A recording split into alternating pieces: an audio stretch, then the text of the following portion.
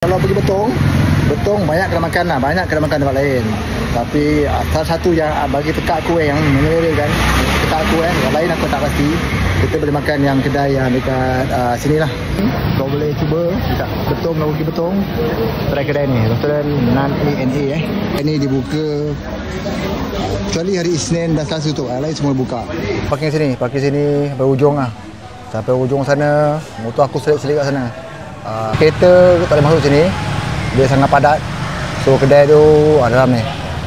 Kedai ni tengok depan lah. Kalau nak masuk sini payah sikit lah. Payah sikit ke hujung tu kan. Kalau kena park dekat hujung sana, baru boleh makan kat sini.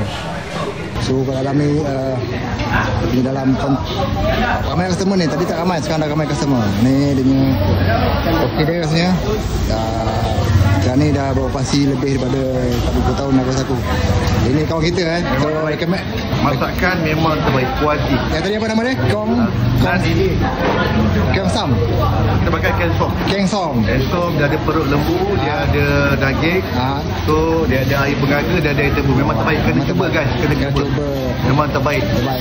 Sur dia buka hari tutup hari Isnin Selasa. So dia buka bermaksud hari Rabu sehingga hari Ahad. Betul. Okey, baik. Mantap. So ni banyak bikers saya tahu, kalau bikers semua dia orang tahu dekat mana dia orang nak makan. So banyak baik dia punya tu. Di sini end to end gitu. Ni restoran Nan A&A. So tengok sini ramai baik orang makan. Tadi tak ramai sebab mungkin lunch time sekarang pukul 12. So ramai yang makan lah. So licin baik, dia makan baik. Kata kita orang ber-8. Ini pun licin, orang makan licin, semua memang menepati selera lah. Ini pun ni madam pun makan sangat licin sekali kan madam. Ni pun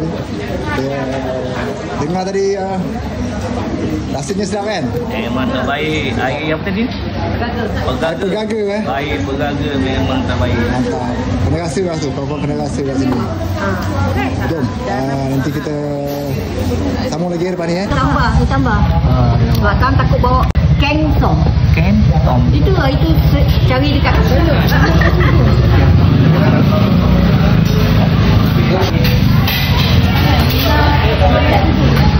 ayam. Ikan boleh. Apa je tu? Beri saya ni. Ayam ada. Betul. Nanti try kensong tak nak. Piala